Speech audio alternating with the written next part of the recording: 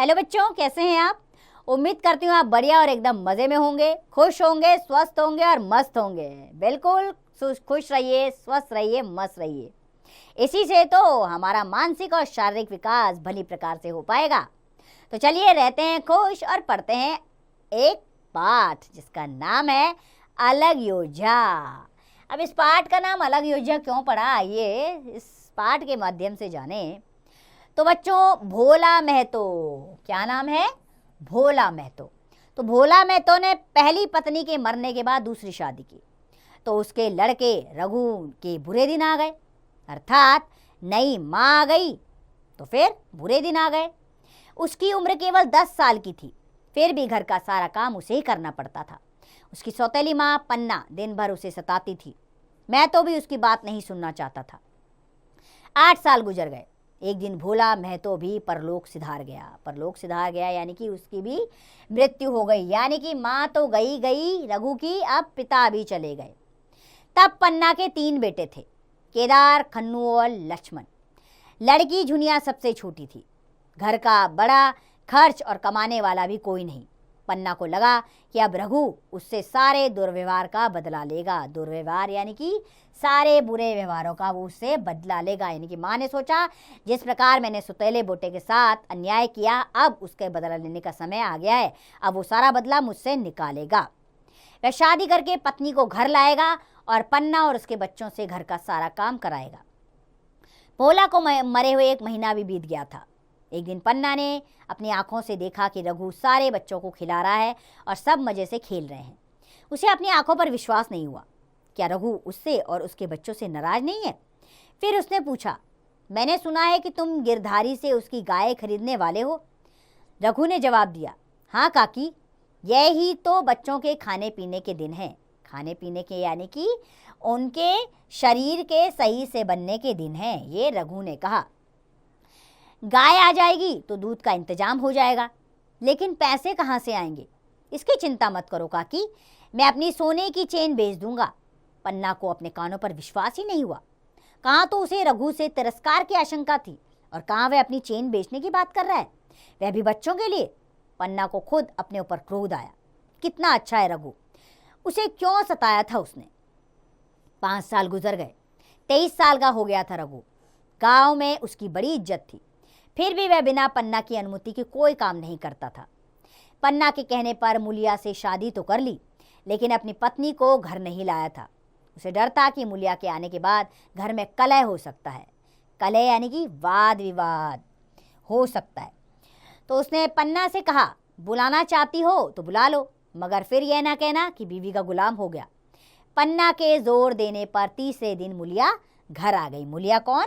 रघु की पत्नी जो है वो घर आ गई। मुलिया मायके से ही जली भुनी आई थी, यानी कि बड़ी जली भुनी यानी कि बड़ी क्रोधित होकर वो मायके से आई थी।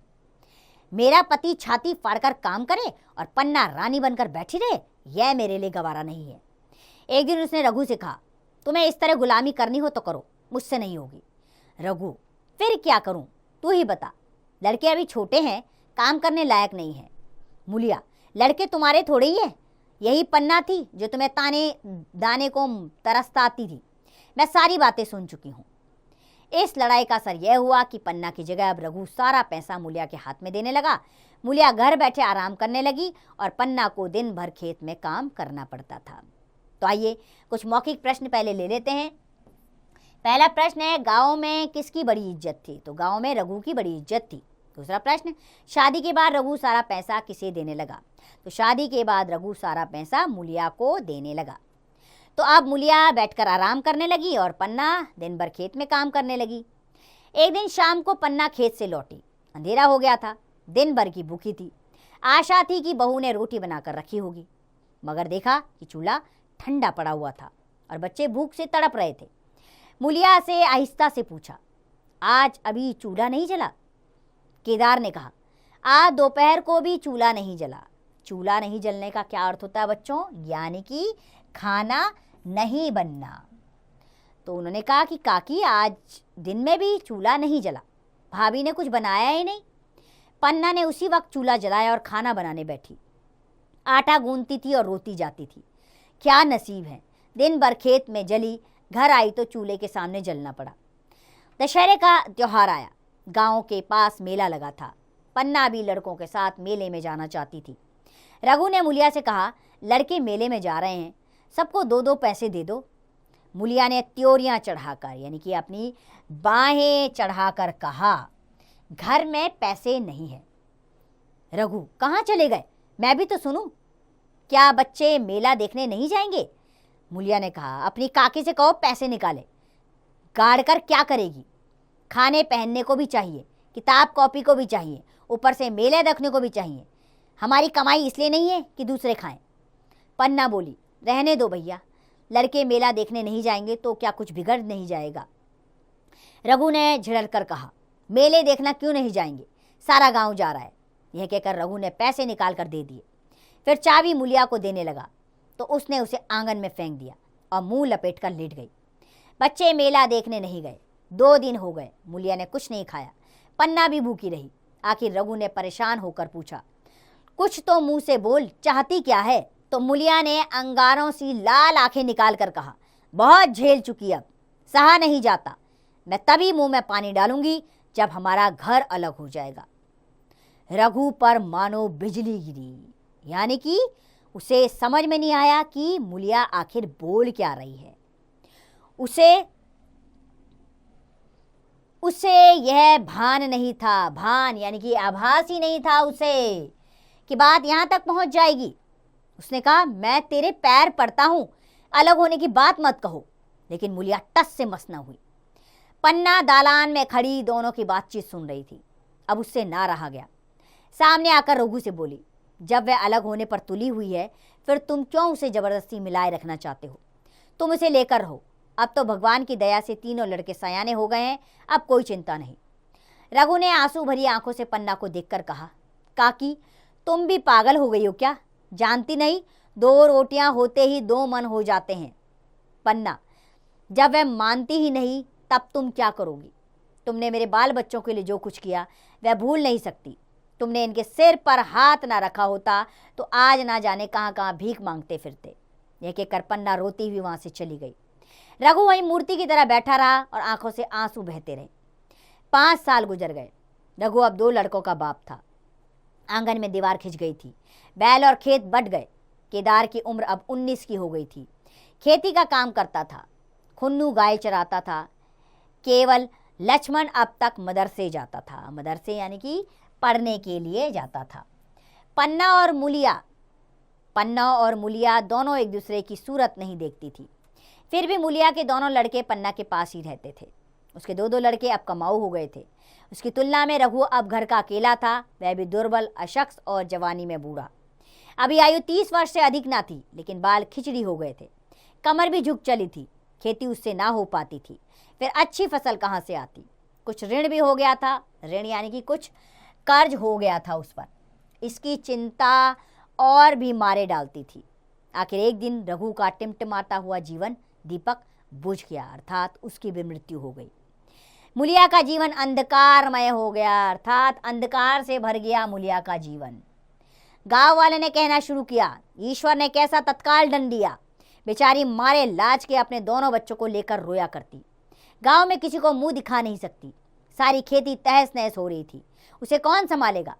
13वीं के बाद एक दिन सवेरे ही वह दोनों बच्चों को लेकर खेत पर चली गई। खलियान में धान की फसल पड़ी थी।